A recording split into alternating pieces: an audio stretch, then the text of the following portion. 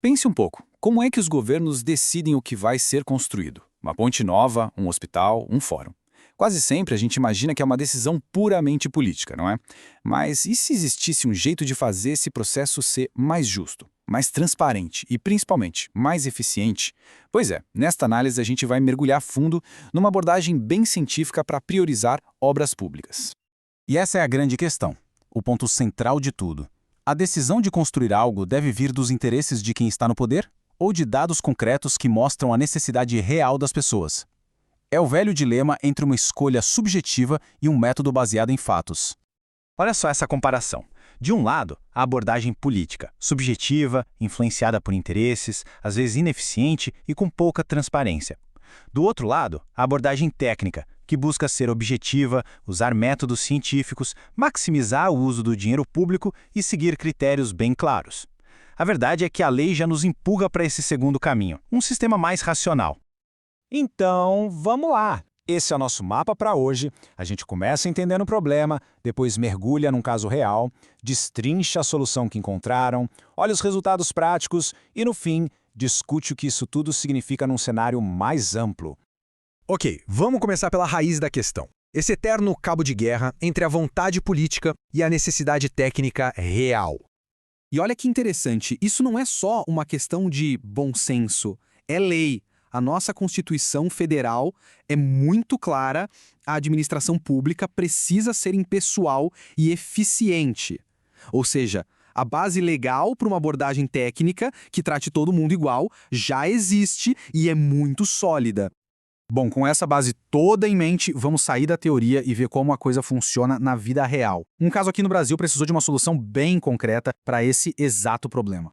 O cenário é o seguinte: o Tribunal de Justiça do Paraná. Eles são responsáveis por nada menos que 192 prédios, espalhados por 162 comarcas. Para quem não sabe, comarcas são as divisões territoriais da Justiça. Agora, imagina o tamanho do desafio de gerenciar e decidir o que precisa de obra primeiro numa escala dessas. E aqui o problema fica bem específico. O dinheiro, claro, é limitado. Como é que se decide, de um jeito justo e racional, qual daquelas 162 comarcas tem a maior urgência? Uma decisão errada aqui não é só desperdício de dinheiro público, é manter um serviço que não atende bem a população.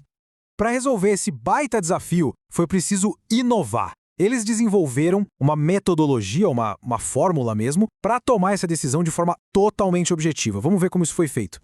O processo foi muito, mas muito sistemático. Primeiro, uma análise profunda da legislação para entender todas as regras. Depois, um trabalho gigantesco de coletar dados de todos os prédios e comarcas. Aí veio a parte da modelagem matemática para criar os índices. E, por fim, o cálculo que gera o resultado final. E o mais legal é que essa solução não saiu do nada.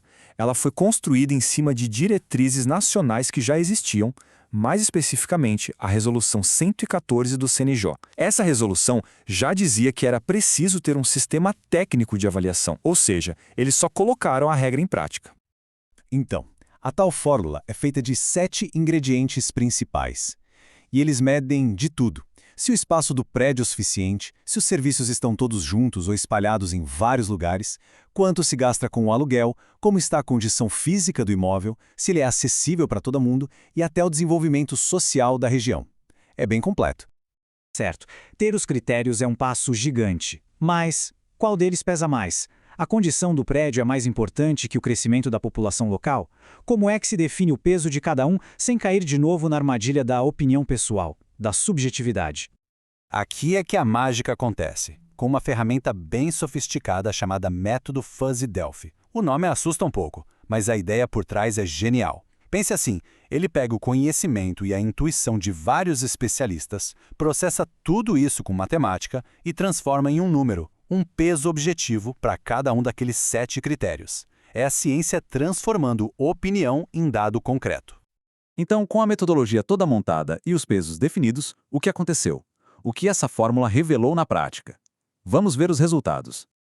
No final das contas, toda aquela matemática gera um único número, o Índice Geral de Hierarquização, ou IGH.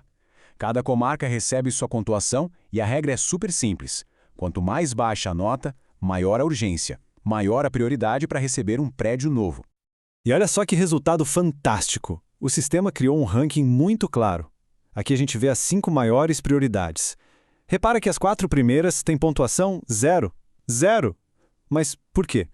E essa resposta é, talvez, a parte mais incrível da análise. A pontuação 0 foi para aquelas comarcas que simplesmente não tinham um prédio próprio. Ou seja, o sistema, de forma automática e totalmente lógica, identificou que a necessidade mais básica de todas, a falta completa de uma estrutura, era, sem dúvida, a prioridade número 1.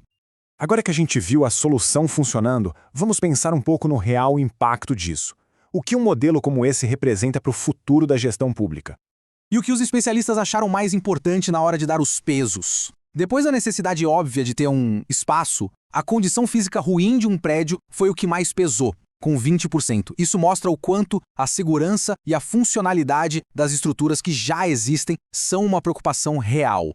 O ponto-chave aqui é que isso vai muito além de construir fóruns. O que a gente tem na mão é um modelo, quase um manual, para tomar decisões públicas de um jeito mais inteligente, transparente e, talvez o mais importante, defensável perante toda a sociedade.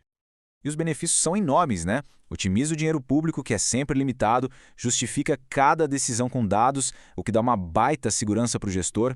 E, o melhor de tudo, é um modelo que pode ser adaptado para qualquer área. Pensa numa prefeitura decidindo qual bairro precisa de um posto de saúde, ou um governo estadual planejando onde construir escolas. O potencial é gigante. Resumindo a ópera, o grande valor dessa metodologia é pegar um monte de necessidades, dados, opiniões, aquele emaranhado complexo e transformar tudo numa lista de prioridades simples, um plano de ação claro e direto. E para a gente fechar, fica aqui uma reflexão. Já pensou se a decisão de construir uma escola nova, um posto de saúde ou até de asfaltar uma rua na sua cidade seguisse um modelo assim, baseado em dados e não só em vontades? Como isso poderia transformar a comunidade onde a gente vive?